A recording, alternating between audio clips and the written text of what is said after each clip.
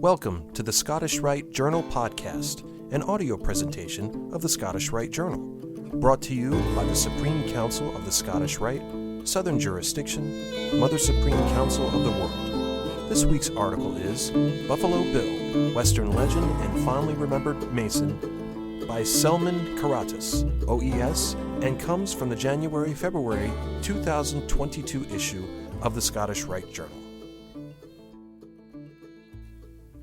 Who's got the stuff that made the Wild West wild?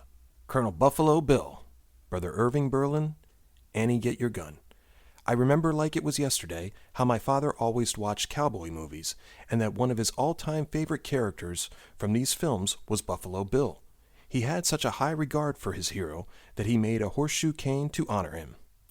Recently, I came across his cane and thought about who was this Buffalo Bill for whom my father had such admiration that he was inspired to make a walking cane in his honor. I took it upon myself to learn more about him and discovered Buffalo Bill was a Mason. First, however, a general overview of his life is in order. William Frederick Buffalo Bill Cody was born on a farm in LeClaire, Iowa, on February 26, 1846. His father, of Canadian descent and a staunch abolitionist, was very active in the anti-slavery movement in Kansas, a moral imperative that ultimately led to his untimely death. As a result, at the tender age of 11, Bill was thrust into taking care of his family, and he took a job with a transport firm of Russell, Majors, and Waddell, delivering messages on horseback between the drivers and workmen.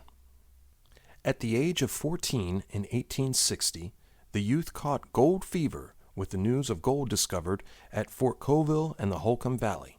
As he set off on his way to the goldfields, however, he met an agent for the Pony Express and was thereupon given a job as a rider. He made a trip of 321 miles, Alexander Uhland writes in his article, William Frederick Cody, famed scout and frontiersman, without stopping except for meals and to change horses. In 1867, Bill signed an 18-month-long contract with the Goddard brothers to furnish the Kansas Pacific Railroad laborers with all of the buffalo meat required to feed them. In order to fulfill his contract, he killed more than 4,280 buffalo, earning him his famous sobriquet of Buffalo Bill. Buffalo Bill was most famously a great showman, an aspect of his life celebrated in Brother Irving Berlin's Broadway musical Annie Get Your Gun, in which Bill appears as a key character. In fact, the play's eponym Annie Oakley, the famous crack shot, was a member of his company. Bill's career in show business commenced on December 17, 1872, in Chicago, where he appeared in productions such as Scouts of the Prairie and Texas Jack. His shows turned out to be true successes. The following season, Buffalo Bill had his own cast, and, from then on, he did his open-air Buffalo Bill Wild West show, which was a true hit. His aim was to entertain as well as educate audiences by showcasing hundreds of live buffalo, elk, cattle, and other animals associated with the American West. Buffalo Bill made cowboys American icons, for they had heretofore been considered as coarse cattle drivers, with the term cowboy hurled as a pejorative. All this changed in large part due to the Buffalo Bill Wild West shows that toured internationally to jubilant crowds. Bill's show was such a hit that he had the opportunity to entertain at Queen Victoria's Golden Jubilee celebration. His show was visited by commoners, nobility, and even Queen Victoria herself. The show helped improve Anglo-American relations. After that, his show became very popular in Europe as he toured the continent. As for Freemasonry, Buffalo Bill Cody had a warm friendship with Civil War Captain W.B. Brown, who organized the Platte Valley Lodge No. 32 under the Grand Lodge of Nebraska.